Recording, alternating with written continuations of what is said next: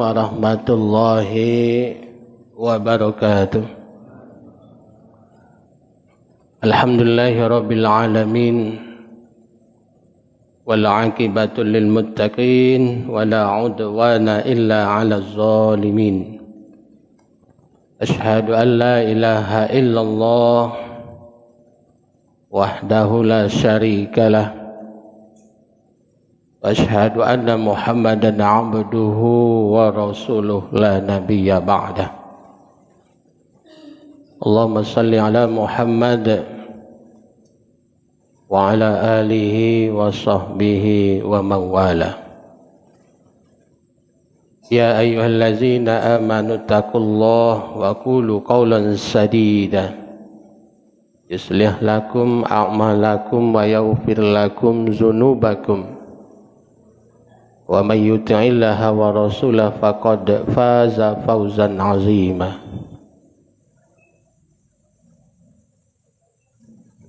Bapak Ibu jamaah salat subuh Masjid Raya yang dirahmati Allah, marilah kita tak hentinya untuk bersyukur kehadiran Allah Subhanahu wa ta'ala atas segala limpahan rahmat, nikmat dan karunia-Nya, mengantarkan kita untuk senantiasa bisa hadir untuk memenuhi panggilan Allah, menunaikan perintah Allah.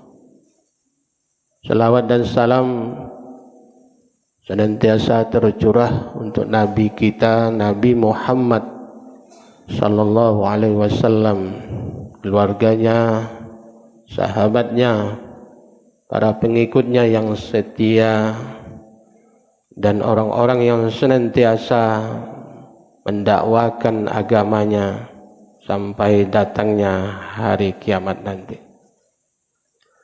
Bapak Ibu yang dirahmati Allah, adapun tema kita pada pagi hari ini adalah andai ini adalah sujud dan Ramadan terakhirku. Bapak Ibu yang dirahmati Allah, bahwa Ramadan adalah bulan yang ditunggu-tunggu karena kemuliaannya,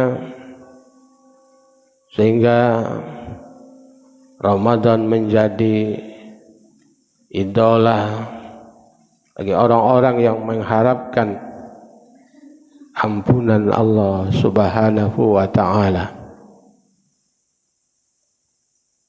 Andai pun bisa kita membandingkan bahwa Ramadan dengan orang-orang yang akan melangsungkan akad pernikahan, hari demi hari akan berlalu sembari menyiapkan segala sesuatu kebutuhannya.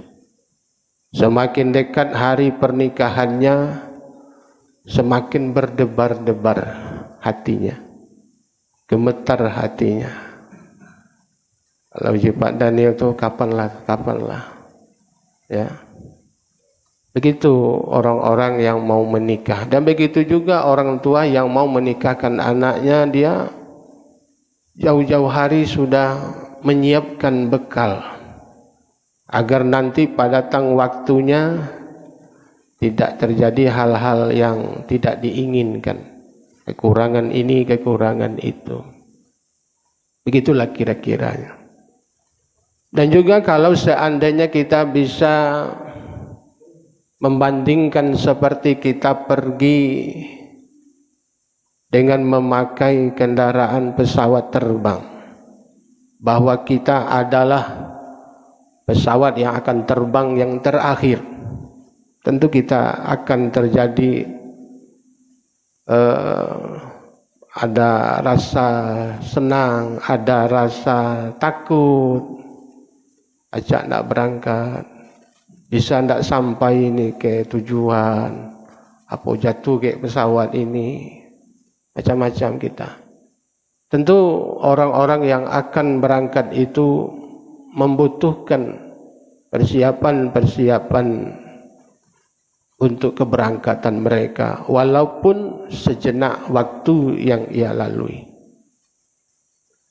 Nah, Bapak Ibu yang dirahmati Allah, begitu juga dengan Ramadan sebentar lagi datang. Tadi malam banyak yang disampaikan SMS, WA dan lain sebagainya. Kapan nifsu Sa'ban? Itu yang ditanya. Ya, nifsu Sa'ban itu Bapak Ibu adalah malam yang ke-15 pada bulan Sa'ban, nifsu Sa'ban. Jadi itu yang ditanya orang. Sebenarnya Bapak Ibu, nifsu Sa'ban itu tidak ada yang istimewa. Ya, tidak ada yang istimewa. Tapi saya baca-baca orang menyambut nifsu Sa'ban itu baca surat Yasin 3 kali. Ya, doa, minta ampun. Ada lagi dikirim SMS itu atau WA, mohon maaf lahir batin. Nak kemana? Ya, apa nak matilah. Nah ini macam-macam. Ya, mohon maaf lahir batin kalau ada kesinggungan, kezoliman, penganiayaan, kebohongan yang saya lakukan. Saya mohon maaf lahir dan batin. Karena nak memasuki nifsu Sa'ban. Lebih pendek nifsu Sa'ban daripada Ramadan. Ya, mengalahkan Ramadan. Keutamaan Ramadan. Keabdalan bulan suci Ramadan. Sehingga mereka mungkin barangkali hanya beribadah lebih fokus, lebih khusus pada malam nifsu Sa'ban. Sehingga pagi ini banyak yang ketiduran. Ya tak? Ketiduran tak datang. Kenapa? Nah, aku begadang semalaman. Ya, berdoa, solat di masjid atau solat di rumah, solat malam. Solat malam itu kan sunat hukum. Tapi solat subuh ini wajib hukumnya ini. Ya, banyak meninggalkan solat subuh dengan alasan tadi malam khusyuk dengan nifsu Sa'bannya, ya, dengan membacakan ayat-ayat Al-Quran, terutama surat Yasin dan lain sebagainya. Sebenarnya Bapak Ibu, nifsu Sa'ban atau tidak, yang penting bahwa Rasulullah SAW ya memang banyak di bulan Sa'ban ini melaksanakan ibadah puasa sunnah.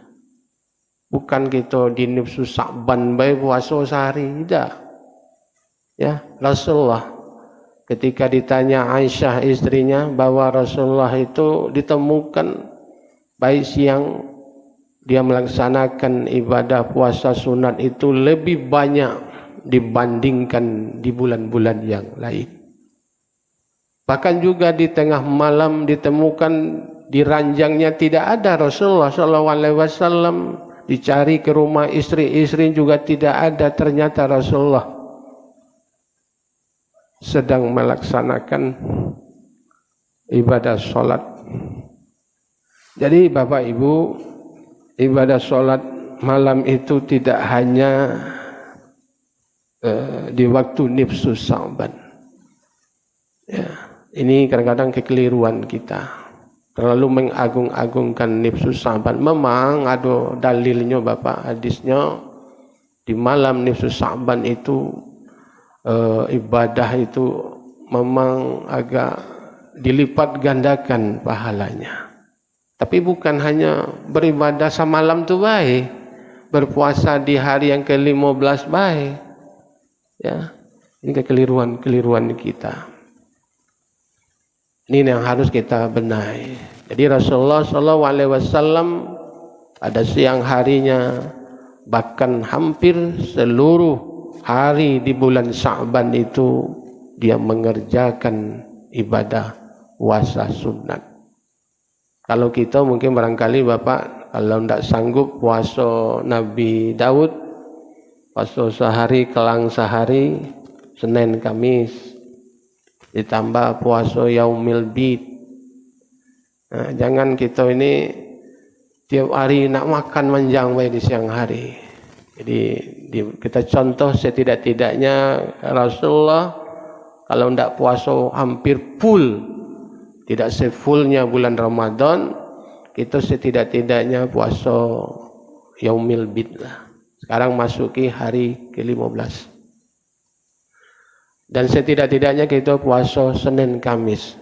Kenapa? Alasan Rasulullah yang pertama, ketika para sahabat dilihatnya sudah banyak beristirahat di bulan Sya'ban. Karena pada bulan Rajab mereka sudah terforsir untuk melaksanakan ibadah-ibadah. Nah, datang bulan Sya'ban, lah malas. Ya, lah malas. Bahkan pengertian dari Sya'ban itu adalah orang Arab waktu itu keluar mencari air, mengumpulkan air. Ya, mengumpulkan air. Untuk itu mari kita bersama-sama memang beribadah itu yang penting adalah ikhlas karena Allah Subhanahu wa taala. Yang kedua yang terpenting itu beribadah itu kalau mau diterima oleh Allah, mau mendapat pahala di sisi Allah Subhanahu wa taala, harus sesuai dengan tuntunan Rasulullah sallallahu alaihi wasallam. Jadi Rasulullah tidak ada mengagung-agungkan hanya pada malam ke-15 baik. Rasulullah di awal Sya'ban sampai di akhir Sya'ban mereka lebih banyak, lebih fokus karena para sahabat sudah banyak tidak melaksanakan ibadah puasa sunat. Jadi Rasulullah melihat keadaan sahabat waktu itu sudah lalai, karena akan datang bulan yang lebih besar, yang lebih mulia, yaitu bulan Ramadan. Nah, Rasulullah melihat gejala itu, Rasulullah menganjurkan kepada para sahabat lebih banyak beribadah pada bulan Sya'ban. Kemudian juga pada bulan Sya'ban ini kita juga tidak boleh berpuasa sehari atau 2 hari menjelang masuknya bulan Ramadan. Kalau kita ini tidak terbiasa melaksanakan ibadah puasa sunat. Tapi kalau gini lah biasa puasa sunatnya, tidak apa-apa. Walaupun besok nak puasa, hari ini puasa sunat, tidak apa-apa. Karena dia sudah terbiasa melaksanakan ibadah puasa sunat. Yang kedua, kenapa Rasulullah lebih banyak beribadah pada bulan Sya'ban ini? Menurut yang diyakini bahwa pada bulan Sya'ban akan diangkat amal-amal manusia itu, malaikat-malaikat melapor kepada Allah Subhanahu wa taala. Dilaporkan. Bahkan kata Rasulullah, saya amat senang ketika amal saya dilaporkan kepada Allah, saya sedang melaksanakan ibadah, salat, ibadah, puasa. Nah sebenarnya Pak, menurut keterangan hadis itu tidak hanya pada bulan Sya'ban saja. Setiap Senin dan setiap Kamis itu malaikat langsung melapor kepada Allah, walaupun Allah maha mengetahui apa yang dilakukan oleh hamba-hambanya. Jadi senang. Atau mungkin saja Bapak yang ketiga, ketika hari Senin kita berpuasa, hari Kamis kita berpuasa, malaikat maut datang kepada kita. Nah ini Pak, harinya baik, waktunya baik. Tidak, walaupun harinya baik, uangnya tidak baik kelakuannya, perbuatannya. Malah semakin ranjing dia melakukan kemaksiatan, kemungkaran, kebohongan, kezaliman kepada manusia. Untuk itu Bapak Ibu, ayo belajarlah untuk ikhlas kita melaksanakan ibadah puasa sunat, sambil kita ini sebagai pemanasan, pelatihan menjelang datangnya masuk bulan Ramadan, supaya tidak kaget. Kalau bahasa kami, tidak takajui baru itu nanti Jangan-jangan kita di puasa pertama lah mulai banyak engkau menyalahkan puasa pertama, puasa tua, ini memang enggak berat. Tapi kalau kita sudah terbiasa melaksanakan ibadah puasa di hari-hari sebelumnya, tidak takajui juga badan fisik itu. Biasa baik. Ya, biasa baik. Jadi memang berat. Makanya dilakukan persiapan. Persiapan. Yang kedua, Bapak Ibu yang dirahmati Allah, andaikan ini adalah Ramadan yang terakhir yang akan datang ini, Allahu a'lam bisawab, tahun depan apakah kita akan bertemu dengan bulan suci Ramadan. Ini Pak ya, kalau berandai-andai, walaupun kita bisa berandai-andai Bapak Ibu, berandai-andai datang malaikat maut kepada kita, walaupun hanya lewat mimpi, hai si fulan, bahwa engkau tahun depan tidak akan bertemu lagi dengan Ramadan. Ya, berandai-andai ya. Pastilah mereka akan mempersiapkan dengan segala sesuatunya dengan baik. Ramadan yang akan dijalankan ini akan dilaksanakan dengan baik, memberdayakan akal pikiran kita bahwa ternyata kematian itu tidak bisa kita menentukan. Kita akan berusaha mengoptimalkan Ramadan yang akan datang ini dengan memanfaatkan waktu yang sebaik-baiknya, baik dengan ibadah puasa wajibnya maupun ibadah-ibadah sunat rangkaian-rangkaian yang lainnya. Dan begitu juga kepada Bapak Ibu, tidak hanya kepada ibu-ibu, kalau kita punya masih punya utang puasa, jangan berdiam-diam baik. Kan 11 bulan dikasih tenggang rentang waktu ini. Tidak juga kita gawekan, memang keterlaluan, kelewatan batas kita ini. Ya, 11 bulan kita dikasih waktu. Nah, puasa tahun dulu banyak nunggak. Banyak nunggak berarti punya utang. Ya. Kalau memang utang itu tidak bisa terbayar Bapak Ibu dengan menjalankan ibadah puasa, ya bayar dengan qada, itu dibayar dengan memberi makan berbuka orang yang berpuasa. Ya. Memberi makan orang yang berbuka puasa. Tapi ini tidak juga memberi makan orang yang berpuasa, tidak. Melaksanakan ibadah puasa qadanya juga tidak. Padahal badannya sehat walafiat. Banyak alasan. Kalau Pak Daniel banyak alasan.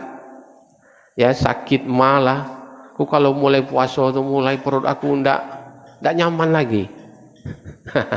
Ya, tidak nyaman lagi. Apa kena itu? Padahal puasa Ramadan itu datangnya sekali setahun, sebulan. Tapi kita ini namanya banyak manusia itu banyak rasan. Inilah yang dikatakan oleh Allah di dalam Al-Quran itu, di dalam surah Al-Ahzab dijelaskan, ketika orang-orang yang berada di dalam neraka itu kepinginnya keluar dari neraka, kemudian dia dikembalikan ke dalam neraka. Artinya Bapak, kalau kita bisa membandingkan kehidupan di dunia ini, orang-orang yang mungkin melakukan kesalahan kemudian dia ditangkap, kemudian dia dipenjara, setiap tanggal 17 Agustus dia berharap adanya semacam remisi. Ya, semacam remisi. Apa itu remisi? Pengurangan tahanan kurungan. Itu yang diharapkan oleh orang-orang yang berada di dalam penjara setiap tanggal 17 Agustus. Nah, di dunia saja kita tidak kuat untuk ditahan dalam penjara, apalagi nanti di dalam nerakanya Allah Subhanahu wa ta'ala, sehingga dikatakan kepada mereka, wazuqu azabal hariq, rasakan oleh kamu ya azab Allah yang amat pedih. Nah, ini Pak, untuk itu kita di dunia ini mari kita bersama-sama memanfaatkan momen yang tepat ini menjelang Ramadan akan datang. Mari kita persiapkan diri kita baik lahir maupun batin, sehingga Ramadan nanti datang kita bisa maksimal untuk melaksanakan ibadah-ibadah yang ada di dalamnya. Jadi tidak ada lagi alasan-alasan. Sama dengan bapak-bapak, kalau orang yang punya mobil akan melakukan perjalanan jauh, check in dulu ya, ke bengkel dulu, cek dulu apa yang kurang. Oli kurang, minyak kurang, ini yang rusak, tidak diganti dulu. Supaya nanti dalam perjalanan tidak ada lagi hambatan, halangan-halangan. Nah baru berangkat karena tidak dicek tadi, nah mobilnya rusak, lah mogok tengah jalan. Awak tidak cepat ini. Nah ini seperti ini kita bandingkan ketika kita betul-betul melakukan persiapan di bulan Sya'ban ini, insya Allah Ramadan yang akan datang ini tidak akan ada waktu yang tersia-sia dalam menghadapi ini. Bapak Ibu yang dirahmati Allah, jadi di dalam ungkapan maqalah yang indah, tapi ada orang yang mengatakan ini adalah hadis, tapi setelah ditelusuri ini bukan hadis nih Pak. Yang malid dunya ka'annaka ta'isu abadah, ya, bekerjalah kamu untuk duniamu seolah-olah kamu hidup selama-lamanya. Wa'mal li akhiratika tamutu ghadan, dan beramallah kamu, beribadahlah kamu seolah-olah kamu mati besok. Jadi Bapak Ibu yang dirahmati Allah, dalam masalah ibadah jangan ditunda-tunda. Ibadah hari ini lewat Pak. Ibadah hari ini selesai, pembukuannya oleh malaikat, sudah digulung segala catatan amal kita hari ini dan dilaporkan kepada Allah. Jadi tidak ada istilah sholat kita lewat masa-masa yang lalu diqadha. Ada diqadha sholat. Ya. Di mana orang ada yang sholat, numpang sholat, diikuti orang belakang. Ya, itu karena kita menunda-nunda. Kalau masalah akhirat jangan ditunda-tunda. Kalau dalam masalah dunia tidak ada terselesaikan hari ini, masih ada waktu besok. Tidak selesai besok, besok lagi.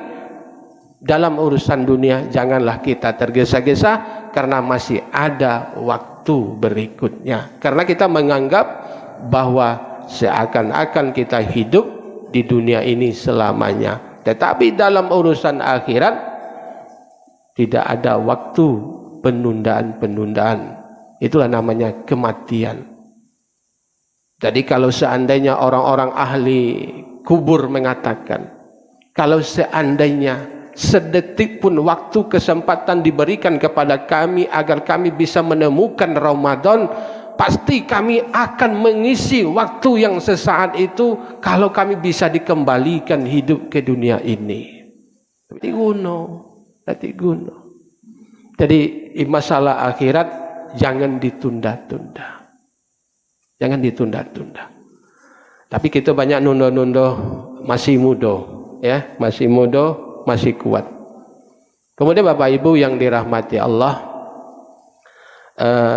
bahwa gunakanlah Ramadan yang akan datang ini sebagai penggapaian kita untuk mengharap ampunan Allah. Ampunan Allah Pak, yang begitu besar Allah mengobral ya maghfirahnya kepada hamba-hambanya yang mengharap ampunan Allah Subhanahu wa ta'ala. Tetapi itulah Allah sudah mengatakan bahwa setiap malam Allah, sepertiga akhir malam Allah turun untuk menemui hamba-hambanya. Manalah hamba-hambaku ni yang minta ampun, tak ku kasih ampun. Mana nak minta rezeki, ku kasih rezeki. Ternyata mereka lebih banyaklah tidur daripada nak bangun. Nah ini. Mari kita bersama-sama kita pergunakan waktu ini dengan sebaik-baiknya untuk mendapatkan keampunan Allah. Jangan kita ini berhenti untuk meminta ampun akan kesalahan-kesalahan kita di masa lalu. Semoga kesalahan-kesalahan kita kesalahan kedua orang tua kita, semoga diampuni dosa-dosanya oleh Allah Subhanahu wa taala. Semoga Ramadan selesai, kita akan mendapatkan ampunan Allah dan mendapatkan derajat yang tinggi di sisi Allah Subhanahu wa taala. Jadi kita ini beribadah bukan nak bulan puasa baik. Setiap saat kita disuruh beribadah, apalagi dalam masalah akhirat, janganlah kita menunda-nunda ibadah kita. Mana tahu balik pengajian nih, dah laju Pak Daniel. Ya. Kemudian baik ya. Karena namanya urusan akhirat tak ada yang bisa ditunda. Kalau seandainya manusia itu bisa mengajukan permohonan, ya Allah aku kaget baik. Tetapi tidak bisa, kata Allah, pas sudah datang waktunya, ya, tidak ada yang bisa memberhentikannya. Manusia tidak akan bisa untuk menundanya. Itu mari kita bersama-sama, waktu yang ada ini, waktu yang tersedia ini, mari kita berbenah agar kita bisa menjadi lebih baik. Semoga Ramadan yang akan datang ini lebih baik dari Ramadan yang sudah-sudah. Jangan semakin menurun, Pak. Jangan memikirkan masalah dunia baik, ya. Ini harga barang naik galau naik galau. Tidak usah nak pikir itu gila, Pak. Pikirkan juga dalam masalah akhirat kita dan usia kita yang sudah lama hidup di muka bumi ini, ya. Waktu sebentar lagi akan dijemput oleh malaikat maut agar kita senantiasa bersiap-siap dalam menghadapi kematian kita. Mudah-mudahan tidak ada waktu yang tersia-sia menjelang Ramadan datang sampai Ramadan selesai. Jangan seperti yang sudah-sudah, Pak. Ya, Ramadannya awalnya ramai, ya, di tengahnya lah mulai, di ujungnya mulai mengerucut di mana-mana, ya. Kita berusaha, Bapak-bapak yang dirahmati Allah, cobalah kita berusaha mengurangi. Bukan tak boleh ya, ngurangi buka HP hal-hal yang tak perlu, ya. Apalagi buka TV hal-hal yang tidak perlu. Kadang tengah nonton TV berjam-jam, giliran buka Al-Quran mulai nguap-nguap. Mulai nguap. Mari kita berusaha. Yang mana ulama-ulama terdahulu mereka bahkan berusaha di bulan Sya'ban ini, ya, membuka Al-Quran, mempelajari, mendalami Al-Quran. Bahkan mereka di bulan Ramadan ada yang sampai 30 kali khatam Quran. Tak kejar lagi itu. Kita banyak alasan kan, banyak gawe, kecil orang Palembang tu. Gawe banyak.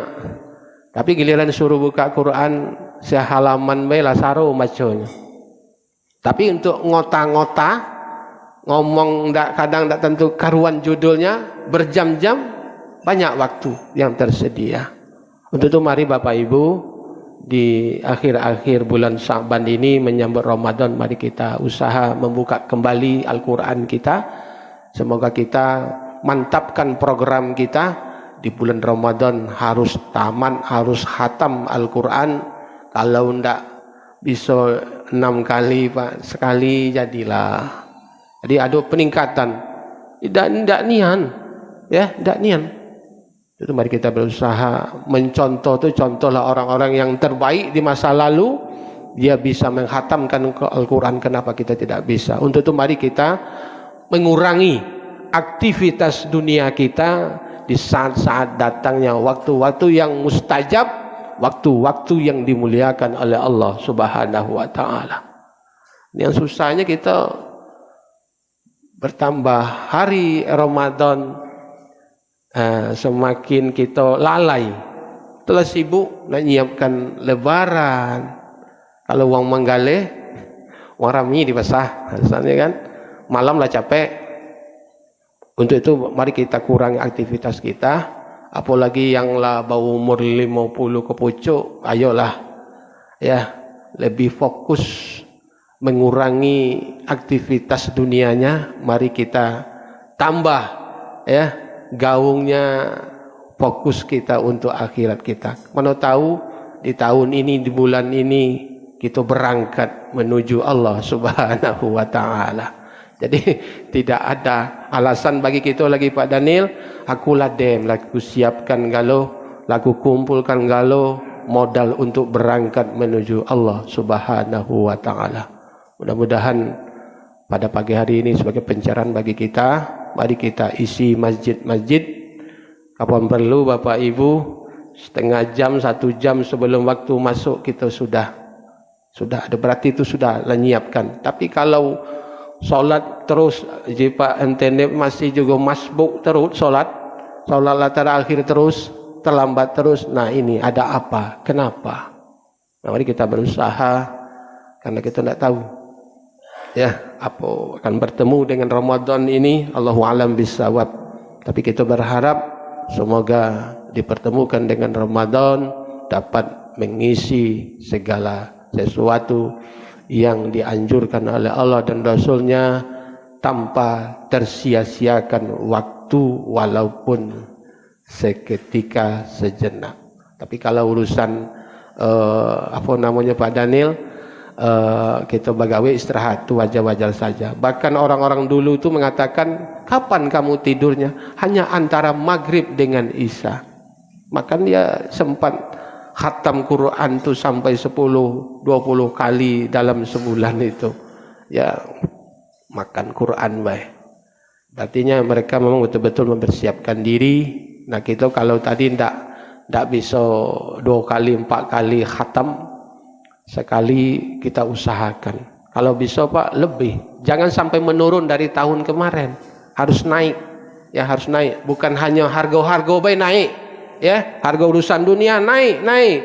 Ibadah juga harus kita naikkan, harus lebih dari tahun-tahun yang sudah. Jadi harus imbang, harus balance juga, harus imbang. Kalau hanya kebutuhan dunia kita mau kocar-kacir memikirkan yang lainnya, naik kalau harga barang, tetapi kita juga berusaha bagaimana menaikkan ibadah-ibadah kita yang selama ini kita lalaikan. Ini saja mungkin barangkali yang dapat saya sampaikan sebagai pencerahan bagi kita. Mudah-mudahan mari kita sambut dengan Ramadan ini dengan gembira, dan tidak boleh dan jangan melakukan hal-hal yang dilewat batas, yang tidak diajarkan oleh syariat dalam agama kita. Terima kasih. Wassalamualaikum warahmatullahi wabarakatuh.